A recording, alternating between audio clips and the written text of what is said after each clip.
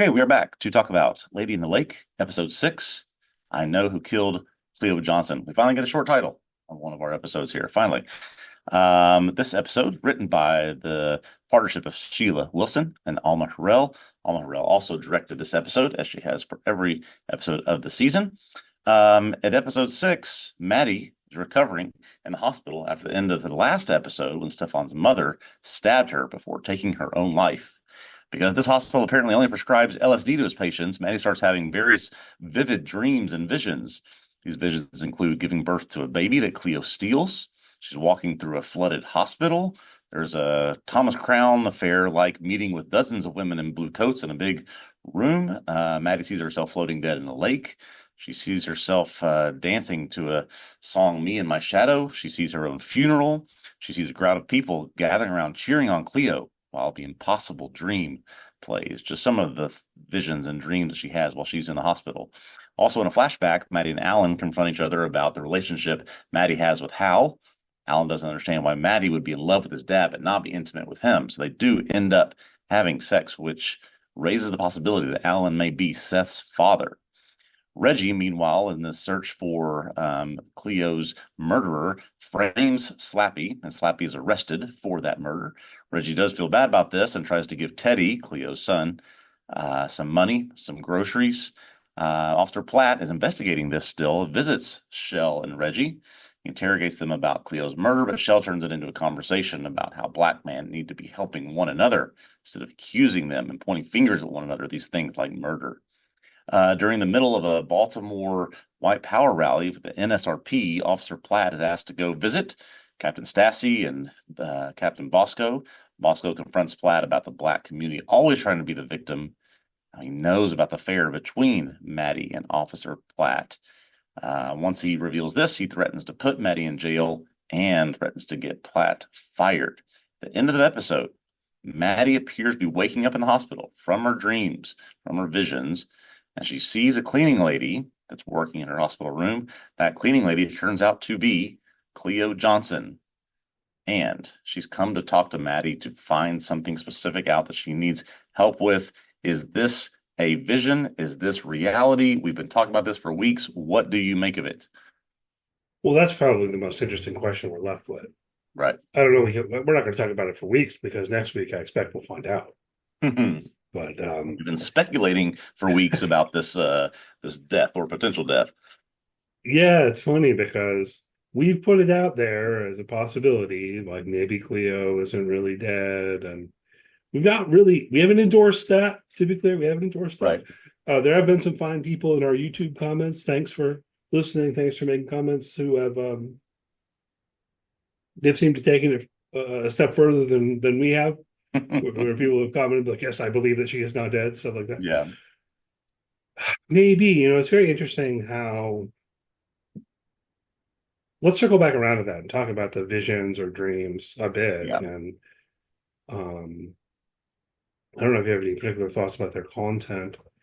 The style of them, I thought I mean, it was okay. Yeah. I don't know. I feel like this is always a bit risky and hard to pull off well. I just Where thought, yeah, there was so much of it. And I tried to think, what was the connective tissue between all of them? Was there a theme? Was there sort of motif? Was there something that they're trying to show us or tell us? There was just so much of it. I guess where I'm struggling is, what was the story they're trying to tell with all these various and extensive and such different visions that touch on different things. That's what I think I struggled with. Yeah, I mean, I feel like it was largely in line with the idea that through the dream, she is getting the truth, right? It's like the dream as revelation is sort of the trope that they're playing on for the most part, or that's how it struck me. And I think that works perfectly well if it's a revelation or like an epiphany about the dreamer. And Yeah. I think some of the stuff is like the dream about her own funeral, or even the bit where she's going to the swimming pool, right? And her mother like Yeah. covers Yeah, over the part of the I didn't side. even mention that one. There's a conversation with her mother, and she follows her mom to, yeah, some kind of fair or swimming pool or something. And yeah, they've She covers up a piece of sign that says "No Jews allowed." Right, right. And then tells her in Yiddish not to worry about the black people. Right. I don't know that felt awkward. Apologies. We're gonna talk about some race stuff, and This was hopefully an awkward episode. Yes. hopefully it all feels you know whatever sensitive and nuanced enough or whatever. But I mean that was kind of interesting because then I mean it's a continuation. I think the part that you did mention that Maddie in that dream sequence instead she's like, no, I don't want to go in there, right? Right. And instead um goes to the area where they're celebrating Cleo and Yeah. right in something of a parallel in real life to how she moves to the black part of Baltimore. Yeah, she doesn't Maybe, follow her mother, meaning her community, her heritage, into that area that her mother invites her into. She instead goes to this swimming pool where seemingly the entire black community is there celebrating and cheering for Cleo, and she is, I guess, not assimilating into that, but she wants to be a part of it, but she still at the same time is like putting her hood up and covering herself up, sort of, not sure that that's where she's supposed to be. And so, yeah, just an interesting sort of duality there between the two places she could have been. yeah. All right, so let's go ahead and do this now. I warned you before we got on the air. I was going to say some things about whiteness as a social construct and stuff like that, but it's here in the episode, and then also in that scene that you mentioned when Platt gets called in the office, and what's the guy's name? Bosco, was that his name? Bosco, yeah. Um, is talking about how different immigrant groups have been discriminated, right? And tells Platt that the black community needs to wait their turn or their, and then Platt says maybe our time is now, all of that. Um, but there is that history of there being this real question of who counts as white. Yeah. This is what is meant when people say things like whiteness is a social construct.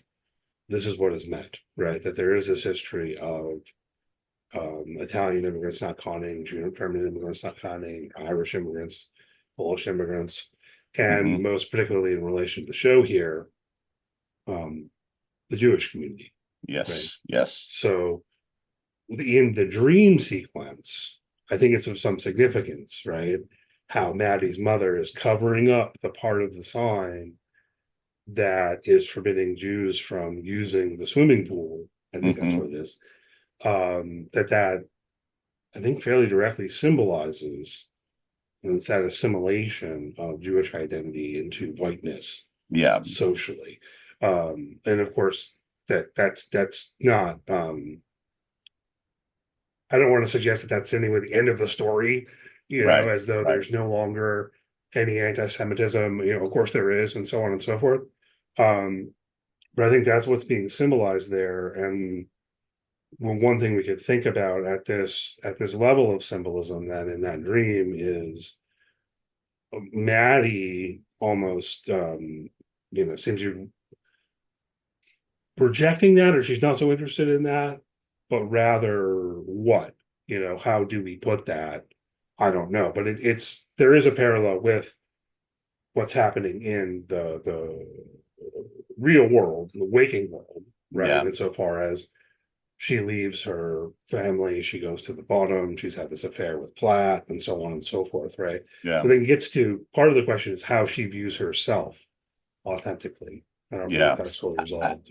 I thought about a couple things when these scenes, not only these visions, but as you mentioned that confrontation between Platt and Bosco. Number one, this show takes place, what, 25, 30 years after, I mean, the worst atrocities associated with anti-Semitism that we've ever seen, right? With World War II and all of that. And so there is still, even though we fought against that and we rebelled against that and we succeeded in liberating what was happening there, there's still these these pockets and these groups that feel this way about this community, right? So while it was something that was so hyper focused on that, say 25, 30 years before this, now in the same time frame is perhaps the worst of the atrocities and the worst of the things in terms of the civil rights movement that the Black community is going through, right? So there, it's sort of this sense of not. I think that there's a lot to be said about that phrase, or "not your turn," that Bosco gives to Platt. I also think about it, and if I think about it, sort of focus in or zoom in on Maddie specifically, I thought about the confrontation with the reporter at the Afro in the last episode, in episode 5. So, Maddie is employed by the Baltimore Star. She Hmm. goes to a black paper called the Afro and wants to talk with this reporter and get all of her information about the Cleo Johnson murder investigation and what they've been looking into. And whereas Maddie sort of sees herself sort of torn between these different communities, that reporter is lumping all of them, you know, Jewish, non-Jewish, white, whatever you are, into this group. So none of you care about us. Now, when there's a white person involved, you want us to give us your information to hand it over to you. Yeah, And so no, it's no, a sense of them, us, and how Maddie's really torn in between all of that. no, yeah, it's a great tie-in because as I recall in that scene, Maddie says something like she prefers to think of it as that she's part of the us of the community of the, Right. I live in the bottom, right? No, I was like, Right. and so that I think is one of the big things that the series is exploring of I mean, intersectionality of oppression, but also the distinctions and the differences and the way in which so then Maddie does more want to identify with the black community or be in solidarity with them, but she can't really, or at least not perfectly, or this stuff's hard to talk about. But this Yeah. question, Oh, how do yeah. you do that? Yeah. How do you build kind of intersectional solidarity and all of that? And of course, one of the things that Yeah. I thought's interesting from the beginning, we talked about this with Cleo's voiceover, is the extent to which Cleo, in the voiceover at least, has been calling Maddie out, right? And saying, well, actually, you're doing this for your own purposes, right? Yeah. Which can tie into the dream also in terms of when she like eulogizes herself, wants to say she's a writer, right? Like Yeah. that's the really important thing. Um, Yeah, just it is interesting that the focus on Matt Damon through this whole series or through this whole season, but in these particular specific moments that she identifies a certain way, and that means certain things, and I mean certain that she's identified in certain ways into different audiences, and just I think about it like one of our kids in middle school, and I would say that he's not the popular jock. He's also not the one that all the kids make fun of, but it's also like, so I'm torn between sort of, do I want to try to identify with people that maybe I aspire to, or do I want to try to defend those that are at the bottom? And so Maddie's just stuck in this place where she's experienced some of these things, some of these um, limitations, some of the suffering that Platt and his community have. So does she really want to stand up for them? It seems like she does. That's a hard thing for her to do. It's a thing for her to accomplish. yeah, and I want to mention, you made the reference to the Nazis, Yeah, and yeah, I think it is significant that the show involves the NSRP, and we see them here having a bit of a rally or whatever. I was mentioning to you before yes, we started recording today that those significant events in Baltimore seem to be the following year. So I don't know if the show will get there in 1968 yeah, with yeah. riots, but this is a real historical group, That's right. National States Right Party, and they are Nazis. That's exactly I'm not right. going to, hold back on that at all. Yeah, You can look into this group, yeah, but that was a point that I wanted to be sure to make here is that they're not making this kind of distinction when it comes to Maddie. They're cut right. through with anti-Semitism. They would not view Maddie as white, and so Yeah, on and so forth, right? So that you also have within the show that point of view yeah. is being represented, I think is significant. Yeah, and for Maddie to be saying it or believing through this whole season that I'm trying to do the right thing, I'm trying to do good work, I'm trying to bring these people justice, trying to bring into light what's happened here.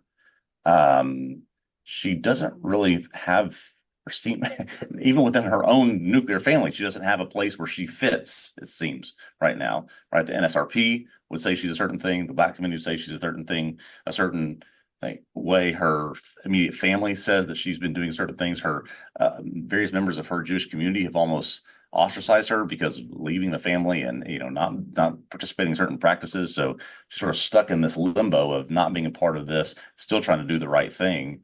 And I assume that's sort of the point, is sort of the struggle of this, and where it will take us, I'm not sure. But using this very historical, real backdrop as the context of that has been interesting.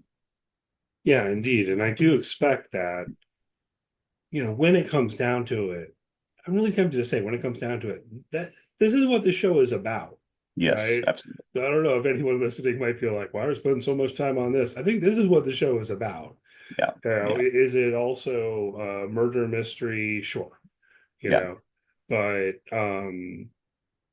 we basically get confirmation in this episode that Stefan's mom killed Tessie, right? I Right. don't know. I don't. Do you believe Bob? Um, I, I believe he's trying to say, I believe he's telling her the truth so that she will open up, give him information so that he can take all that information and go steal her story. Yes, so I believe that. He says that Stefan's mom found Stefan trying to rape Tessie, and that's no good. And so I'm cleaning this up for you. And so she killed the girl and all of that. I'm still not sure how Santa Claus fits in. You want one more episode to try to figure it out. I hope there's an answer.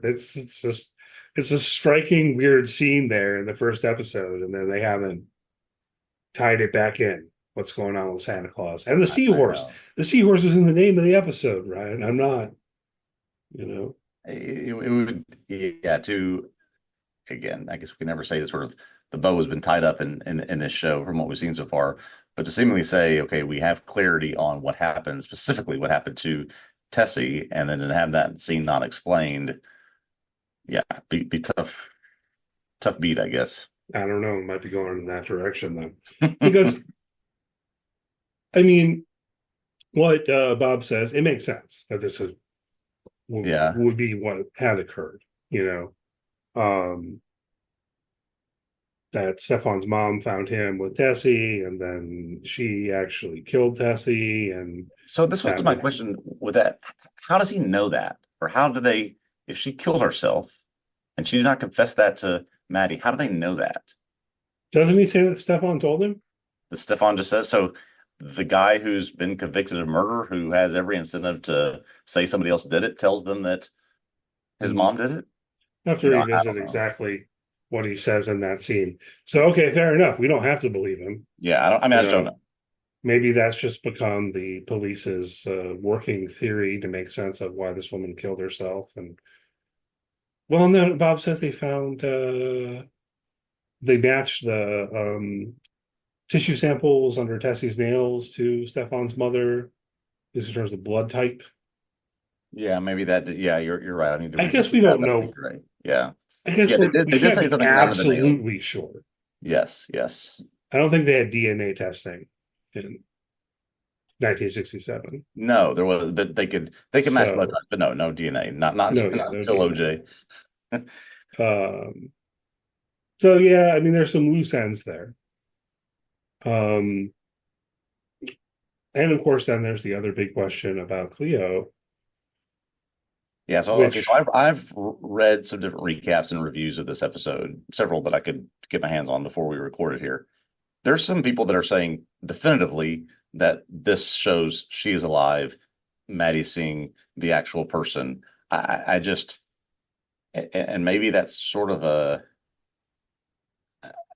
a red herring after so much of the episode was visions. yeah, I can't, even though I want to be, I can't be convinced one way or the other. yeah. I mean, I think that the fact that so much of the episode is visions or dreams or whatever term we use, it's not real, not reality. Yeah. Um, it is the case in that final scene. Cleo says something like, "This isn't a dream" or whatever. But it just definitely seems to me like this is actually what I would praise most about this episode. That, as I was going through it, yeah, the dream sequences were enjoyable enough. I don't Yeah. know that I managed to work in my mild criticism that I often have, that often when shows do dream sequences, they don't feel sufficiently like dreams. I think that's what's very Yes. hard to do, is to actually Yes. make, employ a dream logic. Um, Very few can do that, really, really well. Um, so have to be somewhat forgiving. But and that's also, I guess, not the point. But the way that so much of it is taken up with dreams, with visions, Yeah. and then the revelation at the end, which probably does land that way, like, oh man, she's not really dead. But how could you say definitively, Right. without having gone any further, that that's the case when Maddie's basically been hallucinating the whole episode? That's exactly my point. That this whole episode we've seen her in and out of consciousness and seeing things that aren't there. And am I correct in saying, and maybe I'm just blending these visions together, was Seth actually in the room or was he not in the room? Or has that just become part of one of the visions? Oh, I don't remember that one for sure, but there definitely was at least one where the vision was in the hospital, Exactly. Yes. Yes. right? So it's not Um, out of bounds to say, oh, well, this, we see Cleo who says something strange to the effect of, I was Cleo Johnson, and to say definitively, oh, that's real life. That's, just doesn't quite add up yet. Again, we've not watched ahead, so I guess we'll find out soon. But right. And then, well, one further thing on that point, right? If we're following skepticism now with regard to this being Cleo Johnson, if we kind of laid out speculatively the possibility before, right? That maybe the body that Reggie dumped wasn't really Cleo. yeah, Like maybe Dora OD'd on heroin and died, and they did a switcheroo, or yeah, someone else did a switcheroo, or whatever. It is the case that we're told by the medical examiner that Cleo's mother identified her, but he's yeah, also saying that the body is really messed up. Well, they don't show us, but yeah, Maddie kind of recoils and says, like, "Yeah, your mother have to see you like that, right?" So that seems to open the space for maybe it's not Cleo, but someone who looks enough like Cleo and is wearing Cleo's jacket. We've covered all this before, yeah, but yeah, if if that is what occurred, and Cleo then knows that one of the most powerful people in Baltimore, Shell, wants her dead, is she going to hide by just taking a job at the hospital? yeah. That doesn't add up to me. It also doesn't add up to me that it seems like Reggie, if Reggie was at all involved in this, he's feeling remorse and guilt and giving the kids groceries and money. Why would he do that unless there's a sense of, well, he helped her escape as opposed to just he killed her? Just I think it's just still such a mystery of what's the actual reality here that we're gonna presumably find out in the finale. Yeah, and they arrest Slappy on what basis? I don't know. Yeah, It's there's something always that the Reggie says husband. that he framed him, or I think there was also a sense that there was an undercurrent of people sort of accusing Slappy while that group was together at the funeral. So I think there's just the case has been building, whatever that case is. Yeah, I mean, it was known that they were mm, on the outs, you Yeah, they'd had a know. big argument at the club the night before. Somebody Hmm. admitted that. So yeah, Yeah. So hopefully we find out the truth in next week's episode. I don't know if we're going to get justice, whatever that yeah, means. It's entirely possible that Slappy is totally innocent but goes to prison anyway. right, right. For example. Um, I guess, I mean, that really is the big question. I don't know if we have more to say on this at all, but Yeah, I how mean, did you interpret I that am final very. scene? It's made me very interested to find out. I think they've done a good job of hiding the ball enough that we don't exactly know what to expect, that there's various possible outcomes. I could say, oh, okay, that's reasonable based on what we've seen so far.